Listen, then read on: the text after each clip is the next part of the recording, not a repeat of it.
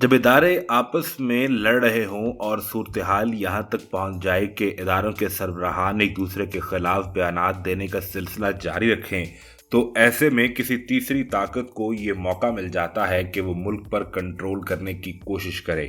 Sudan میں ایسا ہی ہوا۔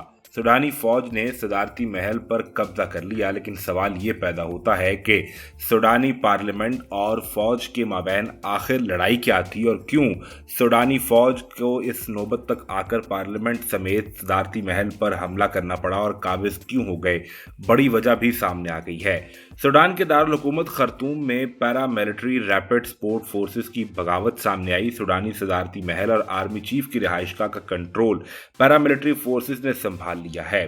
بین الاقوامی خبر رساں ادارے AFP کے مطابق سوڈان کے دارالحکومت خرطوم میں پیرا ملٹری فورس کی طرف سے بغاوت کی کوشش کی گئی، جس کے بعد سوڈان کے مختلف شہروں میں اسی پیرا ملٹری فورس اور فوج کے درمیان جھڑپیں شروع ہو گئیں۔ خرطوم میں وزارت دفاع کے دفتر اور آرمی ہیڈ کوارٹر کے قریب فائرنگ ہوئی اور دھماکوں کی آواز بھی سنی گئی۔ اس کے علاوہ صدارتی محل اور خرطوم ایئرپورٹ کے قریب سے اٹھتا ہوا دھواں بھی دیکھا جا سکتا ہے، جبکہ اطلاع یہ بھی ہے کہ جھڑپوں کے بعد سوڈانی صدارتی محل اور آرمی چیف کی سرکاری رہائش گاہ پر کنٹرول کرتے ہوئے پیراملٹری فورسز نے تمام انتظامات سنبھال لیے ہیں۔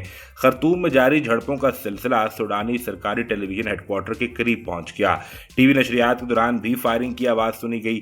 سوڈان کے دو شہروں بحری اور مروی سے بھی جھڑپوں کی خبر سامنے آ رہی ہے۔ سوال یہ پیدا ہوتا ہے کہ ایسا ہوا کیوں؟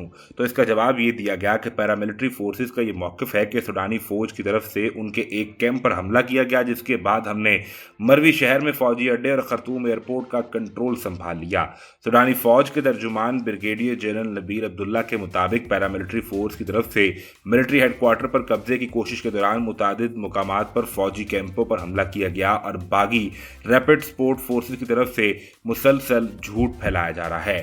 سوڈان میں جاری جھڑپوں کے پیش نظر پاکستانی سفارت خانے کی طرف سے اپنے شہریوں کی حفاظت کے لیے بھی فوری طور پر انتظامات کیے جا رہے ہیں اور شہریوں کو وہاں سے نکالنے کی کوشش بھی کی جائے گی، لیکن اس تمام تر صورتحال کا حاصل یہ رہا کہ ادارے پہلے ایک دوسرے کے ساتھ محاذرائی کی صورت اختیار کرتے گئے، یہاں تک کہ ایک فورس نے دوسری فورس کے ہیڈ کوارٹر پر حملہ کر دیا۔